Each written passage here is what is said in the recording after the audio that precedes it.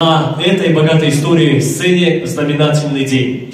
Именно в этот день родился один из величайших композиторов Таджикистана, чье наследие продолжает жить в сердцах и музыке наших народов. Мы отдаем огромную дань уважения и отмечаем 95-летие со дня рождения Шарафиддина Самгиновича Сайфетдинова. Он создал первую таджикскую оперу, став настоящим вдохновителем для многих поколений музыкантов и артистов. Его музыка – это не просто ноты и мелодии, это душа великого таджикского народа, воплощенная в изящных звуках. И в продолжении нашего концерта, дорогие наши гости, мы бы хотели исполнить легендарную песню из репертуара Шарафиддина Сайфетдинова «Давлатиман, Таджикистан».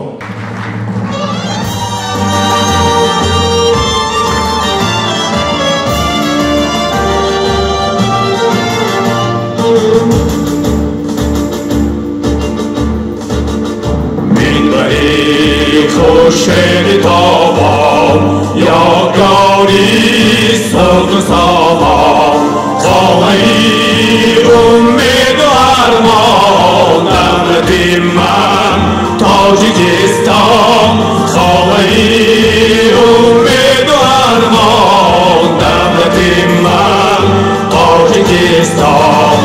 Az taraf sham ta sham, az kujandar ta khatlam, mazgari jon, davlatim man, Tajikistan. Az taraf sham ta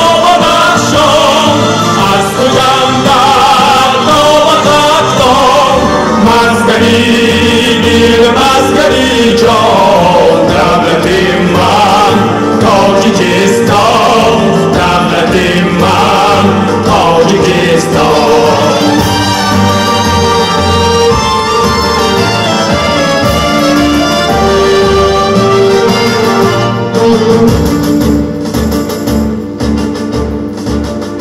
Gafari armoni tajik, surati وجدانی تاجیک، تخت و بخت و شانی تاجیک، دولتی من تاجیکستان.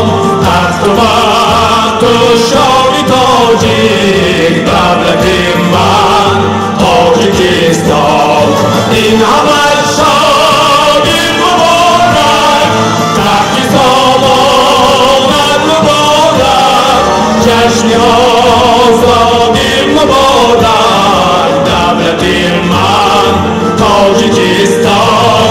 این همه شادی مبارک، تختی سامانت مبارک، جشن آزادی مبارک، دولتی من تاجیکستان. دولتی من تاجیکستان.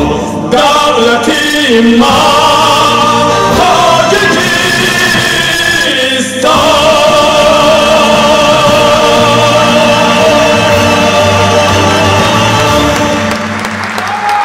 Заслуженный артист Республики Таджикистан.